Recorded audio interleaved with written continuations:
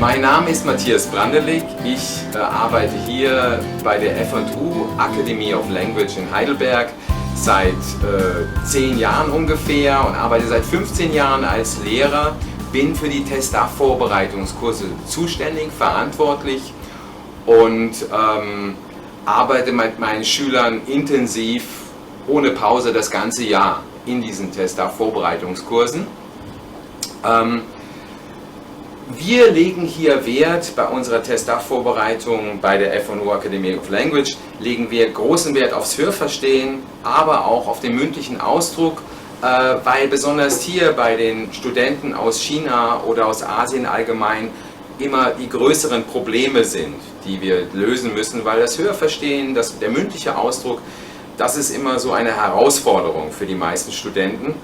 Und hier legen wir Schwerpunkte. Wir konzipieren zusammen teilweise Fragen für Radiosendungen oder Rundfunksendungen allgemein, die wir dann zusammen beantworten beim mehrmaligen Hören. Das hat sich als sehr effektiv erwiesen bisher, um das Hörverstehen explizit zu trainieren. Natürlich kümmern wir uns auch um die anderen Prüfungsteile. Zum mündlichen Ausdruck will ich noch sagen, dass es auch hier in Heidelberg einen kostenlosen Kurs gibt, der samstags stattfindet, in dem man zusätzlich noch den mündlichen Ausdruck lernt. Aber natürlich wird das auch in den normalen Standardkursen im Vorbereitungskurs wird viel Mündliches geübt. Es wird auch geübt, vor allem miteinander zu kommunizieren, wissenschaftliche Fragen zu diskutieren, Vor- und Nachteile beispielsweise abzuwägen und Ähnliches.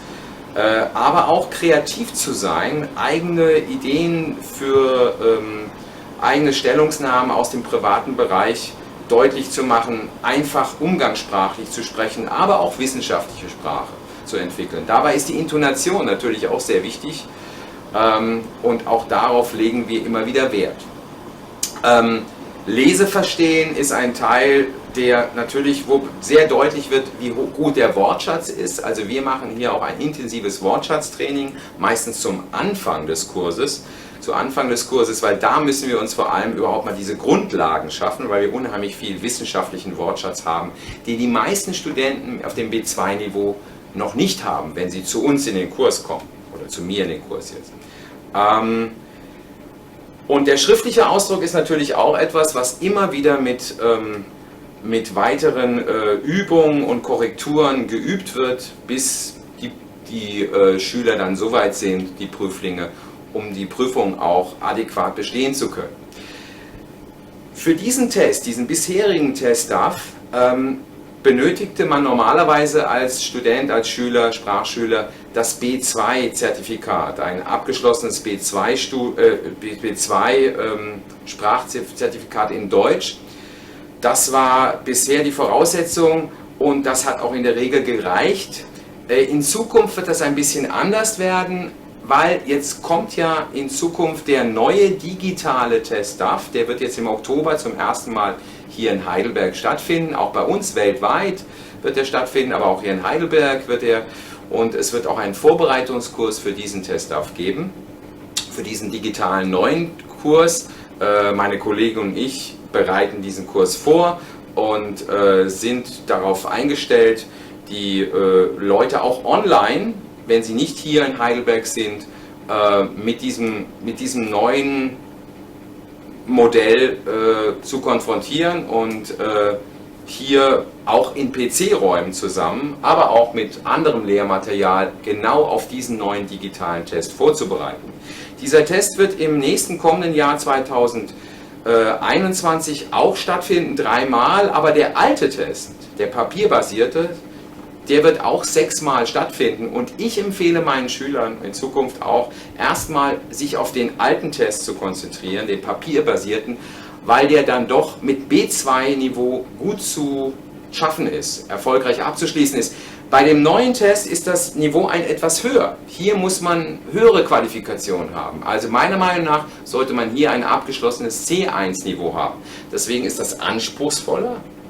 Ein höheres Niveau. Für die Zukunft wird dieser Test sehr gut sein. Ab Jahr 2022 wird es auch nur noch diesen Test geben, höchstwahrscheinlich. Aber jetzt würde ich noch den Schwerpunkt auch auf die alten, papierbasierten, den herkömmlichen Test, den wir bisher immer gemacht haben, legen. Hier ist unser Klassenraum. Der Vorbereitungskurs findet hier statt. Ein schöner, heller Raum, in dem man gut arbeiten kann. Wir sind hier zentral am Bismarckplatz, mitten im Herzen Heidelbergs. Und ja, hier hat man gute Voraussetzungen zu arbeiten.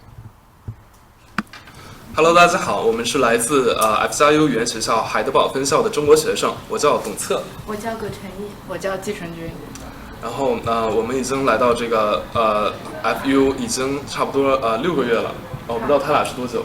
然后我们现在是马蒂亚斯，这个老师叫马蒂亚斯的德福准备班的学生。然后今天在这里想跟大家分享一些经验。然后呢那我先说吧，好吧？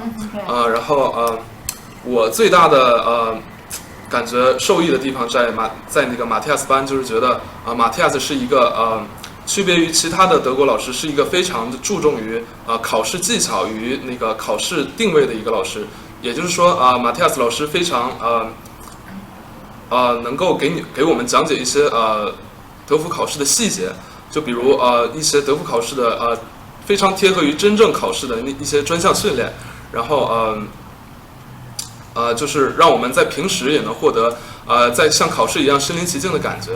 然后其次就是马蒂亚斯是一个非常幽默，而且能给我们带来一个非常轻松的课堂氛围。我觉得这一点对于学生来说是一个特别重要的因素吧。它可以让我们就是有更多的 motivation， 然后去就是面临德福这一个难关，然后让我们每天有很多的 energy去跟这个德福 bekämpfen， ja。und 你俩有什么想说的吗？我先讲，你先讲。OK，我是从2月份开始就在马蒂亚斯班上的，然后之后就因为 Corona 的原因，我们就上了 online course。在 online course 的时候，我们做了就是不只是Testdaff-Prüfung 的Übung，然后还有一些就是 TELC 的Übung，然后在线上的话，就是我们完成度也还是可以的。就是跟着马蒂亚斯老师，就一步一步的从最基础的那种框架结构之类的，一步一步来了解 Testdaff 的是怎么运作的。然后随后在我们回到就是现实课程当中的时候。我们也做了很多的练习，但是那是更有针对性的。然后就是快接近考试的时候，他会非常的 stress， 然后就天天给我们很多的压力之类的。然后这时候就大家需要有那种抗压能力。然后最后呢，我们在那考试当中都取得了很好的成绩。好，现在轮到我了。然后就是针对于前面陈毅他讲的那个框架结构，没错，就是马蒂亚斯他会给我们像 mündliche 或者 schriftliche， 他会给我们的那个比较特别的那个 hidden meter， 然后这呢就很容易帮助我们在考试的时候去很快的反应你们应该要怎么做，然后之后能够把主要的 punct 的分数能够拿到手。然后针对于练习的时候呢，就是我们一般会做许丽华的那个就是德福练习。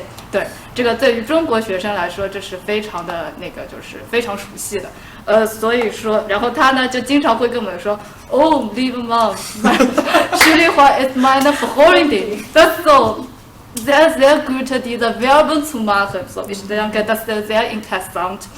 Und ja.für die陈毅 sagt， 当我们在那个考试的时候，他就是心情会非常的急躁，因为他想我们更多的人去过了考试，所以他有时候就是会对我们有点严厉。Oder ein bisschen böse. Aber es ist kein Problem, wenn du alles diese Prüfung alles fertig gemacht. Oh, danach du kannst bekommen diese sehr neue dieser Tag. Oh, vielleicht ein bisschen locker. Und ja, jetzt für mich， 我不知道我的考试有没有过，但是我认为跟马蒂亚斯上课是个很好的体验，那非常非常适合我。谢谢。Ciao， 来啊来啊来啊，Tschüss。